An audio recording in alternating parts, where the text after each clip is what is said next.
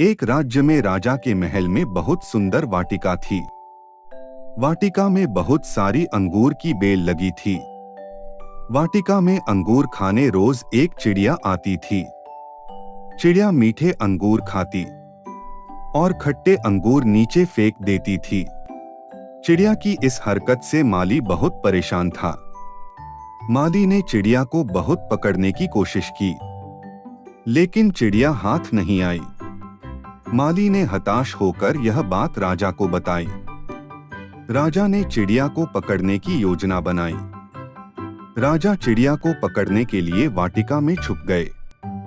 चिड़िया अंगूर खाने आई। तब राजा ने चिड़िया को पकड़ लिया।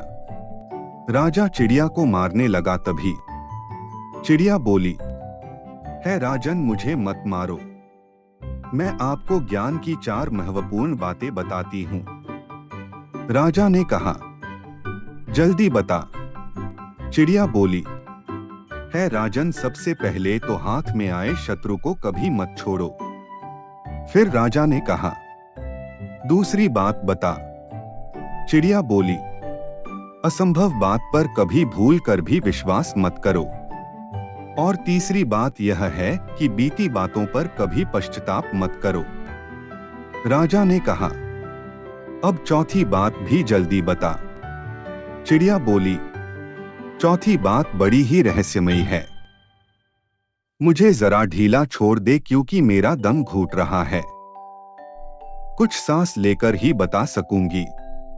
चिड़िया की बात सुन राजा ने जैसे ही हाथ ढीला किया, चिड़िया उड़कर एक डाल पर बैठ गई और बोली, मेरे पेट में 2 हीरे हैं। यह सुनकर राजा पश्चाताप में डूब गया। राजा की हालत देख चिड़िया बोली, है राजन, ज्ञान की बात सुनने और पढ़ने से कुछ नहीं होता, उस पर अमल करने से होता है। आपने मेरी बात नहीं मानी।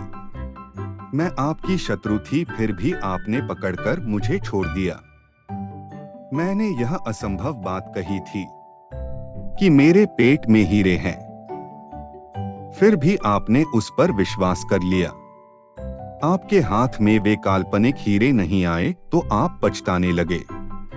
कहानी से ये सीख मिलती है कि उपदेशों को जीवन में उतारे बगैर उनका कोई मोल नहीं होता।